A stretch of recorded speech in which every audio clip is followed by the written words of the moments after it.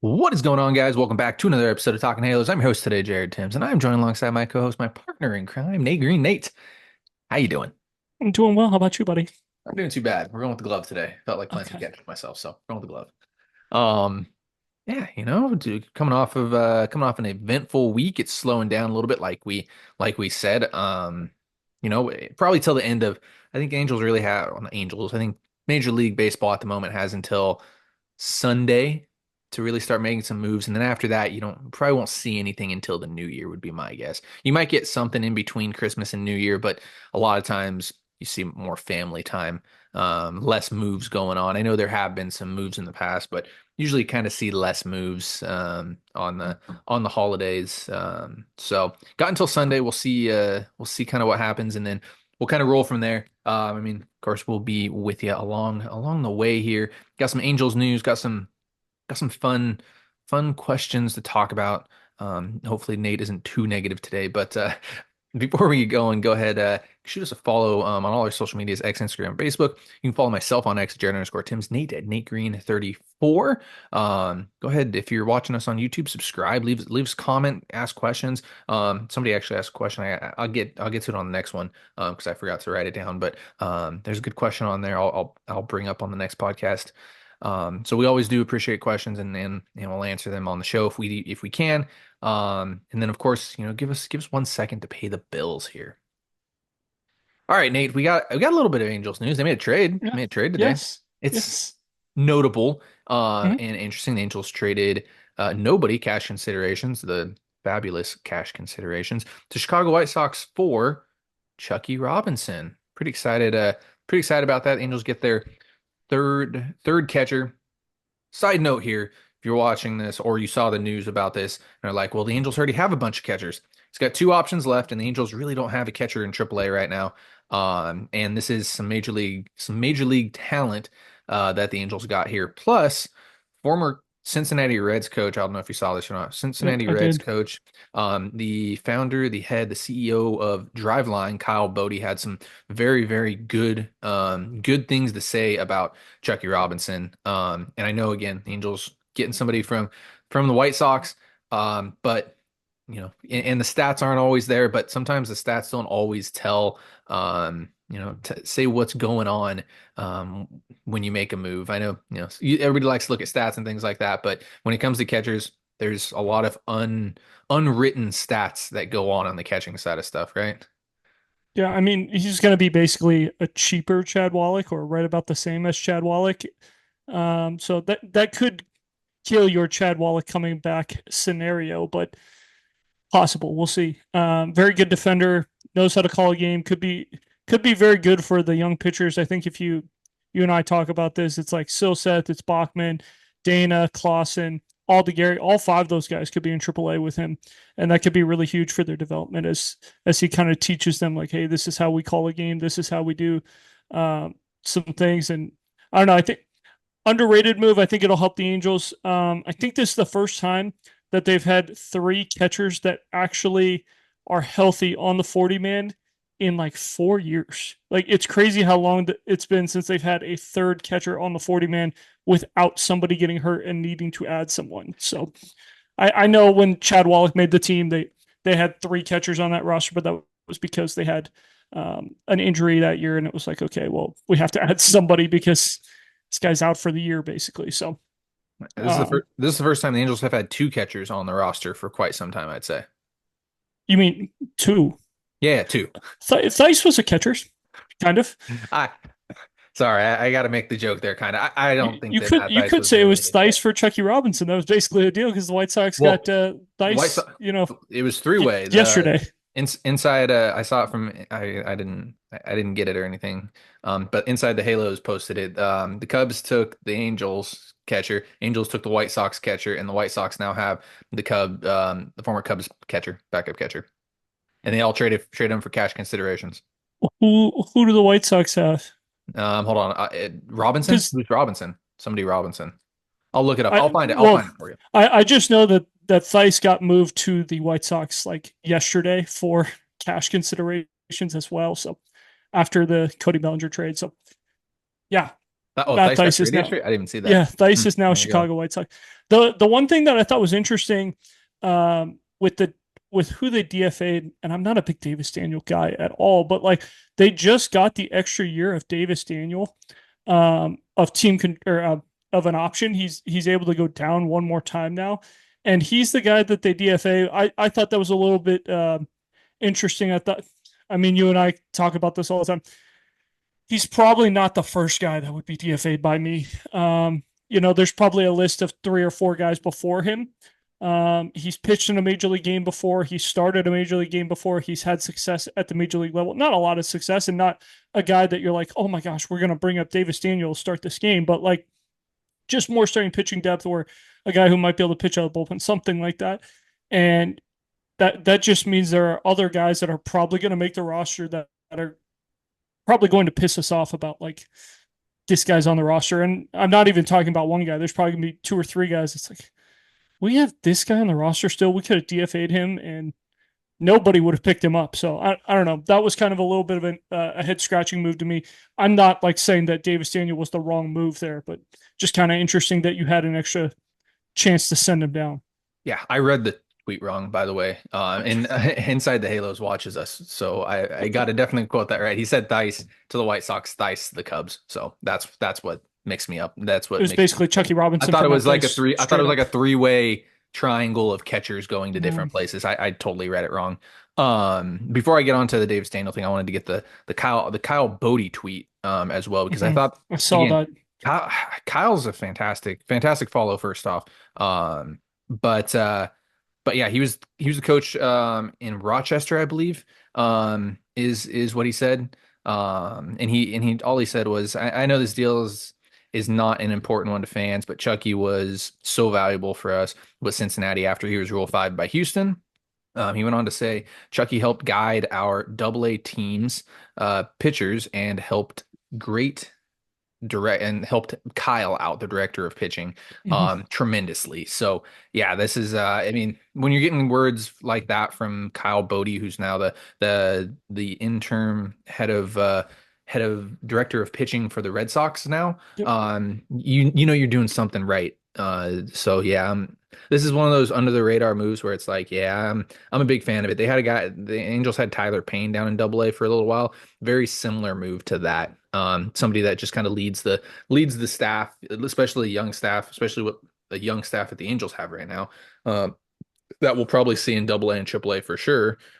Dana's probably not going to start. Maderos, Silseth, those type of guys, Bachman. There's a lot of young talent that could benefit from a signing like this. So I'm excited for a small move like this. These are the moves that you like to hear about Mm-hmm. for sure when it comes to Angels. And side note with Davis Daniel, his analytical stats pitching wise are off the chart. So it wouldn't surprise me if he was not an Angel after this is all said and done. I don't know if he's going to make it through waivers. Sometimes it's a good move, especially in the Angels organization where they've had a tough time developing certain guys. So this wouldn't surprise me if we saw Davis Daniel in a different uniform at some point, maybe even cracking a rotation. To be honest, like seems really really like Davis Daniel, and the analytical stats on him are crazy through the roof. So yeah, it wouldn't surprise me if they didn't retain him.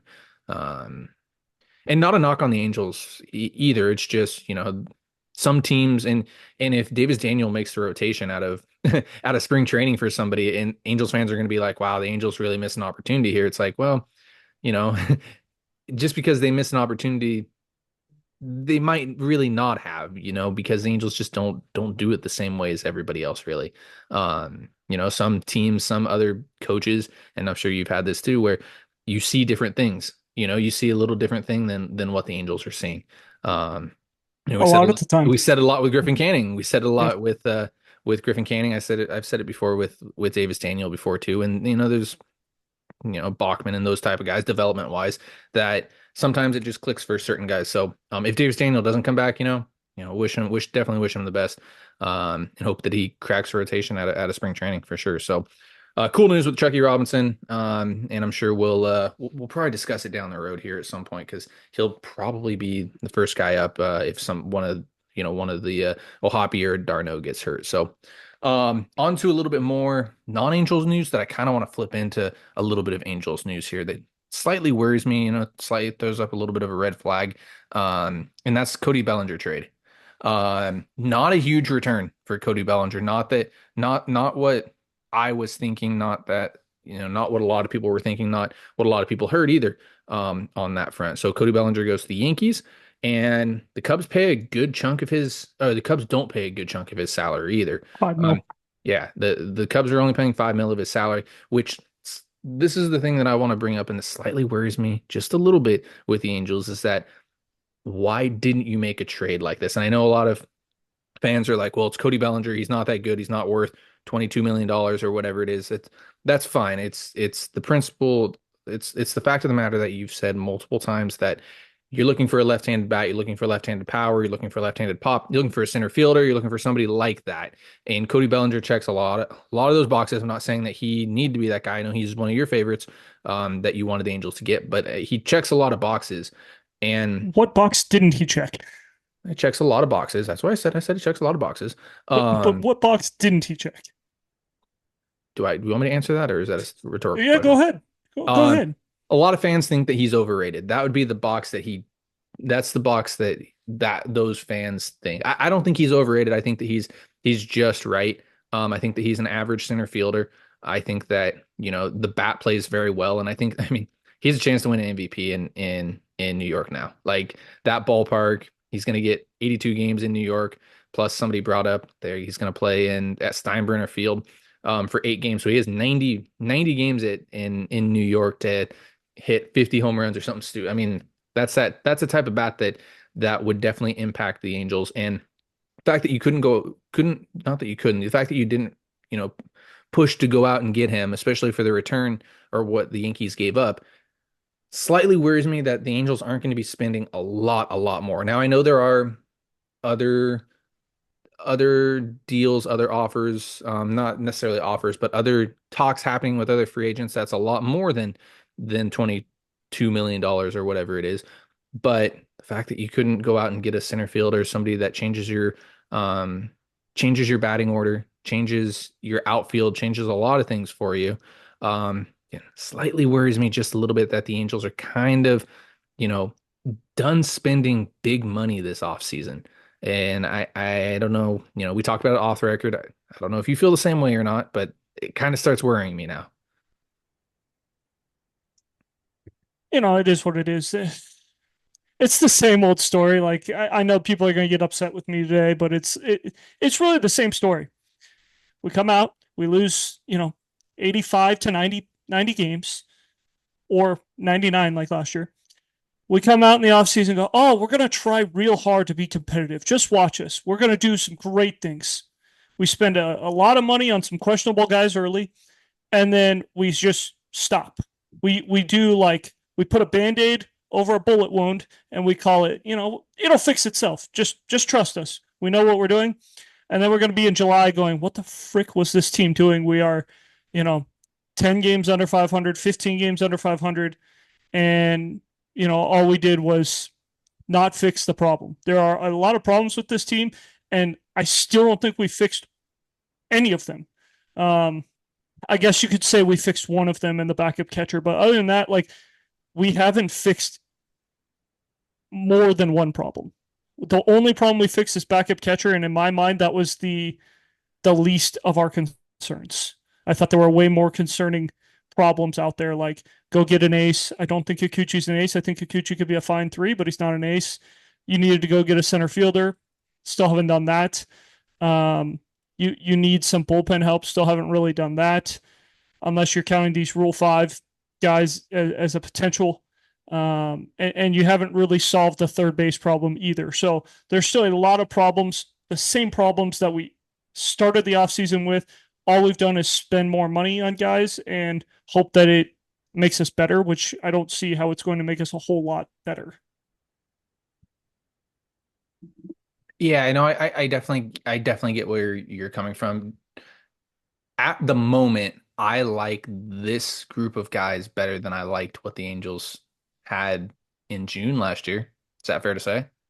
I mean, at that point, there was no Anthony Rendon, no Mike Trout on the team, so you're just going to point to the fact that Next, Anthony okay, Rendon then and Mike Mar Trout are then opening day. February, February opening day, like that. That's the part of the time where you have to shoot for because, um, is this team better than that? Probably. That team last year lost 99 games, and we talked about to be competitive and relevant, you got to win 20 more games minimum. You win 20 more games, you are relevant, competitive, give you a chance in July, August, September. This team has not won 20 more games. Maybe it wins a couple more. Maybe it wins five, six more. We only lose 92, 93 games instead of 99. That's awesome.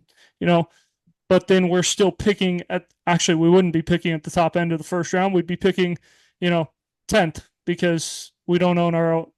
We can't draft inside the top nine. So I don't know. It's kind of a weird year for me to be like, oh yeah, like it makes total sense to rebuild. Like I last year it made a little bit of sense. You if you like this draft class and you like this free agency class that's coming up, all these things. This free agent class was actually pretty good with where it's at, and the trade market's pretty good. Like it's not like the shortstop market from a couple of years ago, but I mean, there's some very good players that could help this team, and there are some guys under draft that could help this team. Obviously, you got to hit on your draft picks and things like that, but like it just feels like a really bad year to punt.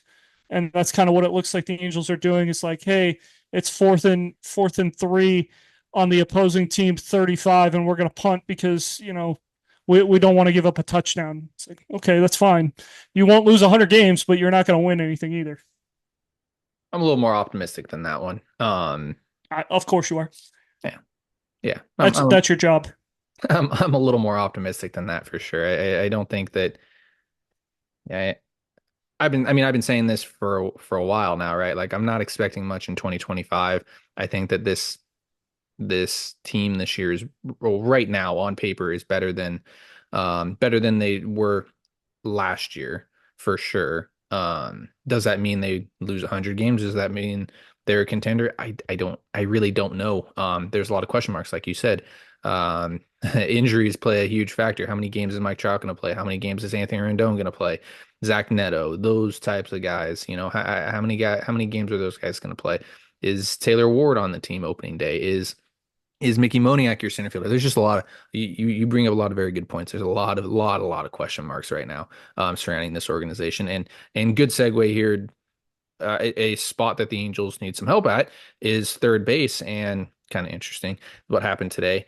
Nolan Arenado rejected a trade to go to Houston. By the way, figured out his contract. He's owed $74 million total, $74 million. 10 of it is going to be paid by the Rockies, so that brings it down to $64 million. So right now, his salary is $21 million, just a little over that, 21.6, I think, $21.3 million Three. a year right now, and that's his AAV is $21 million a year. Um, the Cardinals were willing to pay 15 to 20 million. Now I don't know what the Astros were going to give up, but they were willing to pay 15 to 20 million dollars, which brings it down to, I think it was in between 42 and 47 million dollars over the next 3 years is what the Angels, or what a team would have, what the Astros would have had to have paid. Putting it between 14.5 and 16.3. Maybe it was 15.7. I forgot what It my math sounded was. like the Astros would have gotten about 5 million a year, so it Yeah. would have gotten down to a $15 million About $15 contract million AAV dollars a year. wise. So Yeah, my question to you now is Nolan Arenado, and I mean, if you're watching us on YouTube, you can answer this question. Is Nolan Arenado worth $15 million a year? absolutely. I mean, his defense alone is worth $15 million. You look at what he did last year, and maybe he isn't as good of a hitter, but he's still going to be a really, really good defender. And I think that makes this team a lot better just because we talk about it all the time. They've got a lot of pitchers that pitch the contact, and you're going to need somebody over at third base who's going to be able to make a play. Um, he is a good leader. He's been on some winning teams. He's been a big part of winning teams, and he is vocal. Like there, he is way more vocal than a Mike Trout. He is way more vocal than an Anthony Rendon. I'm not saying that he's Bryce Harper, but he is way more vocal than Mike Trout and Anthony Rendon. So that could be a veteran leader that this club really needs on top of, you know, platinum glove defender and a maybe a little bit above league average hitter. Even if he's a league average hitter over at third base, it's still worth $15 million. We've seen Jaimir Candelario make $15 million. Is he better than Jaimir Candelario? Absolutely. So like when you start to play around with it like that, where you go, oh, that guy makes $15 million, like it's like, yeah, he is better than that guy, or he is way more valuable than that guy. And yeah, I think he makes a lot of sense. Will he go to the Angels? We'll see. Um, it is funny that the Astros weren't on his list. The Astros thought that they could convince him, and he said no. So that is something interesting. I wonder if the Astros wanted him to play first base, and he was like, "Hey, if I'm gonna be traded to you guys, like I want to play third." Or if he just really doesn't like the Astros because he grew up in Southern California, and you know that Angel Dodger Astro hate is real. I don't know. Yeah, I'm not I'm not completely sold that the Angels are going to trade for Arenado. Just the fact that he was, the Angels were on that list of teams that he would approve a trade to is nice to hear. I know he wants to go to a winner and everything. It's nice to hear, One of these not teams is not like the other. yeah, it's definitely a little bit weird for sure. But also, I mean, it makes a lot of sense. So He went to my El last Toro High School, hometown. Like he wanted, his dad still runs a travel ball team in Southern California. So like it would be really cool for him to be able to come home. Um, yeah, and I think he looked at the writing on the wall and was like, okay, all these teams would be really cool to go to, but like realistically, Dodgers probably aren't going to trade for me. Padres aren't going to trade for me. So who's the last team in Southern California? Angels. Like I would go there, not number one on my list, probably like eighth or whatever the last team on my list that I would go to, but like I would at least be willing to listen if the Angels made a deal for me. yeah. And then my last question here for us is, and you can't say I don't know, or you can't say it doesn't matter, because that's what a lot of people are going to say. If the Angels were to trade for Nolan Arenado, what do you do with Anthony Rendon?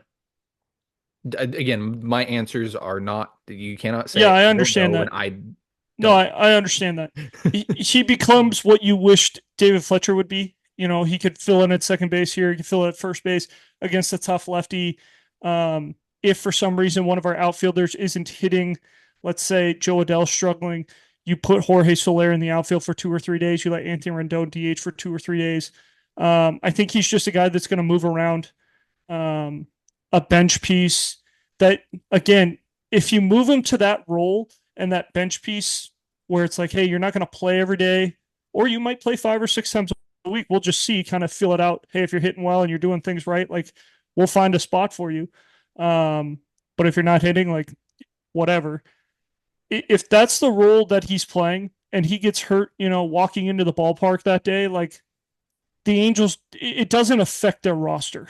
But that's one of the things that's very upsetting to me right now is if they stay pat with where they're at and Anthony Rendon is your starting third baseman, we've seen him get hurt every single way possible. He's gotten hurt fouling a ball off himself. He's gotten hurt diving for a ball. He's gotten hurt on a ball off his wrist.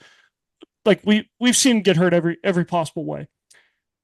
If this guy gets hurt and this is the roster they're going with, they have nobody to play third base. Unless you're going to move Luis Rengifo over and call up Christian Moore and just go with one of the worst defenses in Major League Baseball, which is totally fine. But like that probably doesn't make the Angels better. It probably just keeps them with where they're at. And at least bringing in Anthony Rendon makes this team better and gives them someone with a little bit of fire. I love the emotion from Anthony Rendon. The Rendon or memory for Arenado. me, or Arenado, excuse me, Arenado. Thank you. The uh, the memory I have of him is hitting the walk-off grand slam to hit for the cycle, and he's got blood rushing down his face as he's going for his interview and talking about what it's like to win an important game and things like that. It's like that. That's a guy that wants to win. Like, yeah, I think it was the water jug that hit him in the face that gave him the bloody face. But like that guy wants to win. Like that's why the teams that he put on there, except for the Angels, are who they are because he wants to go win. He wants to win a World Series. And if the Cardinals don't want him, then he wants to be on a competitive team, and that's who he is. He's an awesome human being. I've got to meet him a couple times, and he just like loves the game of baseball. So I absolutely would love to get this guy. Obviously, there's a price for everyone. Like, if we're gonna have to give up Christian Moore and Sam Bachman, and you start naming all these guys where it's like, oh man, we're having to give up 2 or 3 guys for him. It, Obviously, it's not going to work out for me. At least I would be like, eh. But if it's similar to the Cody Bellinger trade, or it's guys that I'm not too high on, it's like, oh, you know what, like that's a really good deal for the Angels. So I don't think you need to move Anthony Rendon. I think he's fine being in that, like, hey, I'm going to play 60, 70 games because that's probably what he's going to play if you start him every day anyway. Actually, probably plays 40 or 50 games. Yeah, we'll wait and see on Anthony Rendon. I want to see a healthy Rendon and a healthy Trout, like at the end of the day. Um, for those of you guys who are saying why like the Angels don't have the pieces to go get these guys, first off, look at what the the uh the Cody Yankee Bellinger trade. the Yeah. Yankees trade. Yep. That's first off. Second off, the Astros are the worst farm system, have a worse farm system than the Angels. So if they're able to go make a trade, probably assume that the Angels are going to be able to go make a trade. My thought on Rendon is you play him as much as you can, heading into the last year of his contract. If he shows that he's decent, then all of a sudden, and he's healthy, which again hasn't happened. So miraculously, by some miracle, he is healthy. Plays more than 50 games or 60 games, whatever it is. Um, you either can trade him this offseason and just take a lot of money off the books because we're seeing this a lot already. Or B, he turns into something for you in 2026, and all of a sudden you can maybe slightly rely on him. I mean, that's best case scenario. He needs to be healthy though at the end of the day. Um I'm intrigued to know at what point the Angels just cut ties too. I'm sure we're gonna have this conversation quite a bit when the season starts, and if he struggles or anything like that, right away it starts being, when are you going to cut him? When are you going to cut him? When are you going to cut him? Because I mean, Perry's already been, has already spoken out about it, and especially if they find a way to bring in some more pieces behind Rendon to push him a little bit too. I mean, it could get ugly pretty quickly there. Um, so yeah, I'm intrigued, but yeah, best case scenario for me is he's healthy. He plays 120 games, which seems like a lot, like doubled anything that he's tripled, almost More than anything that double. he's More than double. almost tripled anything that he's played. So, but if he can play 120 games, all of a sudden you might be able to move a little bit of the contract, and you're gonna have to eat a lot of money, but you might be able to move a little bit of the contract and heading into the 2026 season. We might be having a little bit of a different conversation. Heck, even I mean, if he's healthy in July, I mean, you never know. It's somebody that a team might like. So, I'm not saying it could He happen. still has to say yes, though.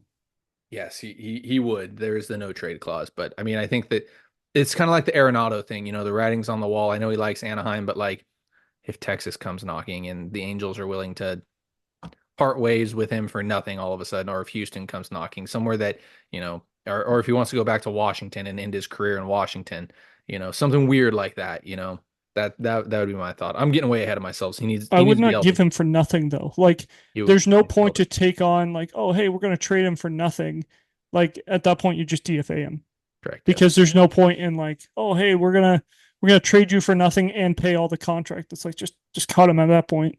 Like, it's the same thing. And this way he gets to pick his own team, and you know, you Sure. don't have to you don't have to worry about him saying no to a deal, and I'm not. I'm not going to argue it. I'm just throwing out random ideas here. yeah. He needs to be healthy though at the end of the day, which I know hasn't happened. So, with all that being said, thank you so much for watching and listening here at Talking Halos. Go ahead and follow us on all our social medias: X, Instagram, Facebook. You can follow myself on X, Jared underscore Tim's, Nate, and Nate Green 34. Guys, thank you so much for listening. Have a great rest of your day.